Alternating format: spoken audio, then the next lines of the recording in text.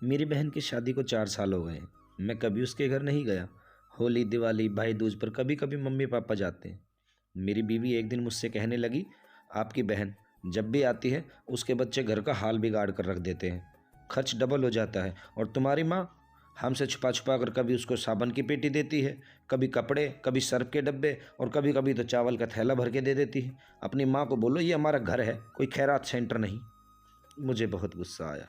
मैं मुश्किल से खर्च पूरा कर रहा हूँ और माँ सब कुछ बहन को दे देती है। एक दिन बहन घर आई हुई थी। उसके बेटे ने टीवी का रिमोट तोड़ दिया। मैं माँ से गुस्से में बोला, माँ बहन को बोलो यहाँ भैया दोज पर आया करे बस, और ये जो आप साबुन सर्फ ये चावल का थैला भर कर देती हो ना, ये बंद करो सब। माँ तो चुप रही, लेकिन बहन जी ने मेरी सारी बात सुन ली। फिर भी बहन कुछ ना बोली। 3 बज रहे थे।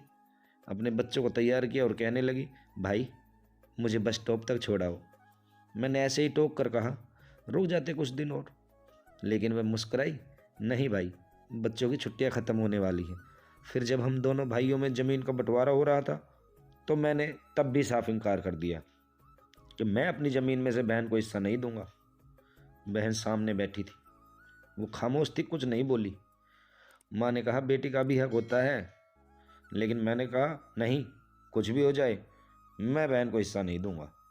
मेरी बीवी को बहन को बुरा भला कहने का मौका मिल गया, वह भी उसे बुरा भला कहने लगी, लेकिन मेरी बहन बेचारी खामोश बैठी रही। कुछ समय बाद बड़ा भाई और मैं अलग अलग हो गए और मुझे पता लगा कि मेरे बेटे को टीवी है। मेरे पास उसके इलाज कराने के लिए पैसे नहीं थे। मैं बहुत परेशान था। 1 लाख रुपया कर्ज भी ले लिया था। मैं परेशान अकेला कमरे में बैठा अपने हालात पर रो रहा था। उस वक्त वही बहन घर आ गई। मैंने गुस्से से बोला, अब ये आ गई मनूस।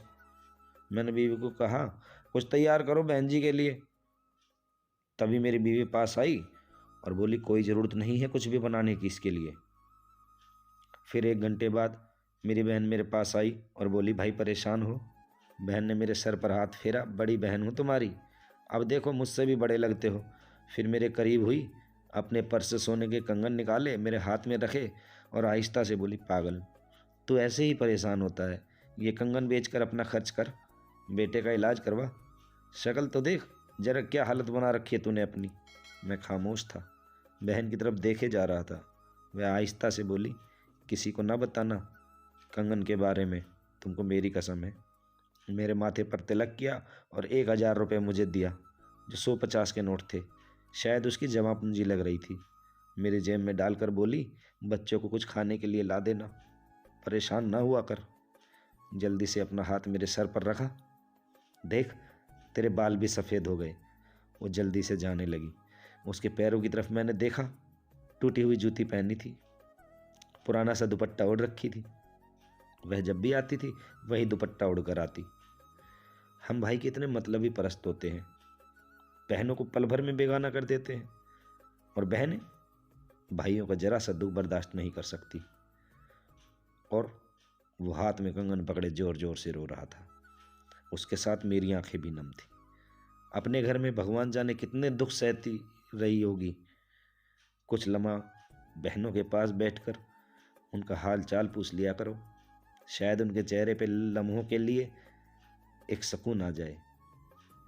बहनें माँ का रूप होती हैं। दोस्तों, कहानी अच्छी लगे तो एक शेयर और एक लाइक ज़रूर करें।